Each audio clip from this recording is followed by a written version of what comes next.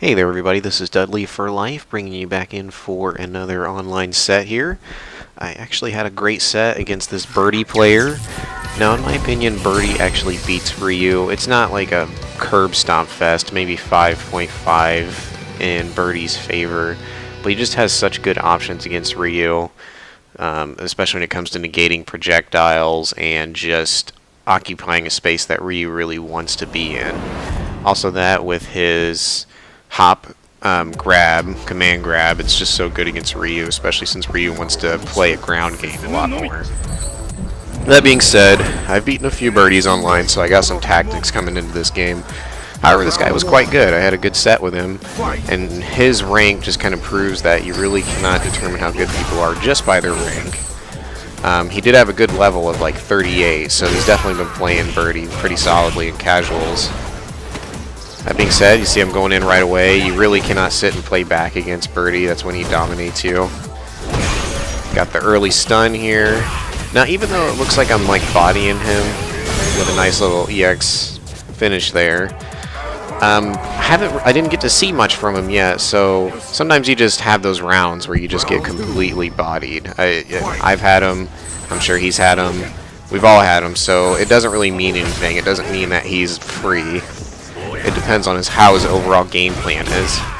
Right there, that wasn't safe. As you can see, it's just like Birdie's got such good normals at those ranges that it's kind of hard to sit and play back against him because he can annoy you with them, essentially. Right there, you see he keeps throwing the chain in the air. Thinks I'm going to just keep jumping at him. Right here, as you see, I got my momentum on his wake up, so I started going in. Right here, this is where Ryu shines. And as you can see, he kind of stayed solid. He didn't get frustrated or flustered there. Now you see he's kind of just waiting to see what I'll do. He's fully stocked on super and V trigger, so he knows all he needs is one hit, and he's in there. So right here, I challenged him by doing wake ups or run up sweep V trigger. I actually, even though that was a wake up super, I felt like that was a good option there, especially since he had figured out from my pressure on his wake up that I like to press buttons on his wake up a lot. So that actually, I kind of conditioned him there to want to mash out of that situation. But that was the best he could do there. He had to do something. He couldn't just sit there or he would have lost the round. So I don't fault him for doing wake up super there. So coming on to the next game, I saw that he was making a couple adaptations. I could tell right off the bat he's a patient adapting player, so we'll see how this turns out here in this set. As you saw, he kind of went in a little bit himself there. Now he's starting to block my approaches a lot better. That's 2 fireballs now that he's jumped over. Right there, jab anti-air, really strong. Grabbed me out of my string. He probably thought I was going to grab. I should have got a shimmy in there. That would have worked out in my favor a lot. So just look at those normals. They're just so good. Like it's at a range that Ryu wants to be at too.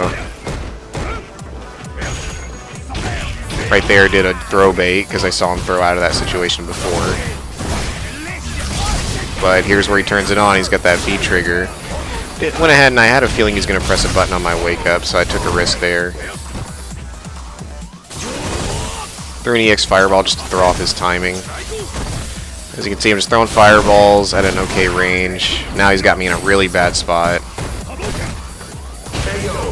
Right there, I did jump light kick. I knew that would trade with his crouch medium punch. Usually not a good trade, but when it wins either round, it doesn't matter.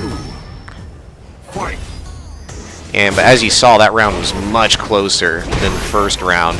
As you can see, he's definitely adapted a lot to me already. And I'm usually pretty good at playing against adapting players, but I think this is when you kind of come into that matchup difference. Like, he's obviously really good. He's possibly even better, just better than me. But this is where the matchups matter. When you're playing against somebody who knows how to adapt and is playing solidly against you, any slight character advantage they have now becomes their saving grace. Right there, boom, big damage. Now he's in his V trigger. Right there, he's got me in the corner.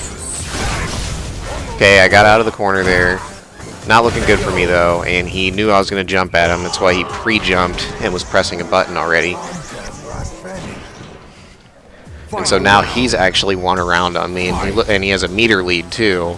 So now things aren't looking too hot for me. I did an anti-air him there. I noticed he liked to jump at the start of the round. Right there he got me on a basic can. He knew I was going to jump it. Right there got me again. So now this is 2 times where he's mixed me up on that. He knew I was going to stay on the ground that time. Now my stun meter is really high. And what he does is he took advantage of that. He knew that I was just trying to wait for my stun to go down. And he ends up getting me with the double command grab here into a stun. And just like that, he bodied me. So right here, I'll admit I was feeling pretty salty because this guy had figured out my game plan so thoroughly. So I knew going into this next set I needed to switch it up a little bit, play just a little bit differently if I could. I knew that he was pretty good, and he does have the ever so slight character advantage here. So I definitely got to make up for that and play differently, almost completely differently. So anyway, on to this match here. Round 1. Fight. Right there, grabbed out of my jump in. I noticed that he does that a lot. As you can see, I did double medium there because I knew he would mash out. He would try to grab out of it again. Right there, I got lucky. The EX Fireball stopped that command grab, that jumping command grab he has. I don't know what it's called. Right there, I air-to-aired him, but it was kind of in a negative frame situation, so he was able to get a grab. Didn't expect my jump in to work right there, so I didn't commit all the way. Now, as you can see, I'm kind of playing defensive. He kind of sees that, and he's starting to like press a few more buttons to try to frustrate me. Right there, did an EX Fireball just to switch up the timings. Try to stand roundhouse, see if I can get a crush counter. It didn't work out, but I was hoping it would. Right there again, he took advantage of the fact that he saw I'm just playing so defensively. That's why Birdie is just so good against you when you're playing a ground-based character, because you want to stay on the ground, throw fireballs, put out some normals, and then he does that leaping in command grab. It's just so good against you. And, you know, I will say that I personally was making mistakes here. You can see him. I was jumping in way too much. I was playing quite predictable to the point where it was kind of free for him. As you can see, I did a bunch of jumping right there just because I noticed that he keeps throwing on my jump-ins, expecting me to throw. I've barely done that this game, so I kind of wonder if he's doing that because that works online. As you can see, I walked up into the can there and just blocked it.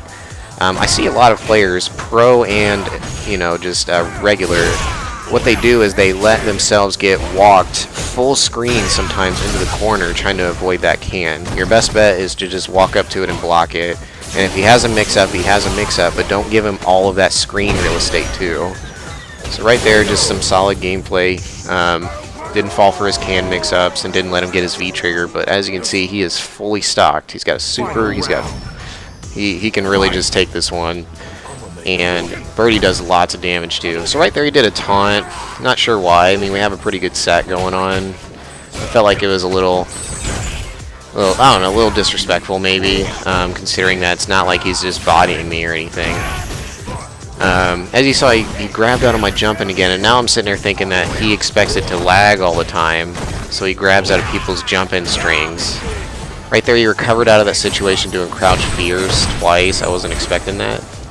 And now I'm in a really bad spot. He's got better meter, he's got a life lead. I know I gotta go in. You're gonna see me just kind of going in as much as I can here.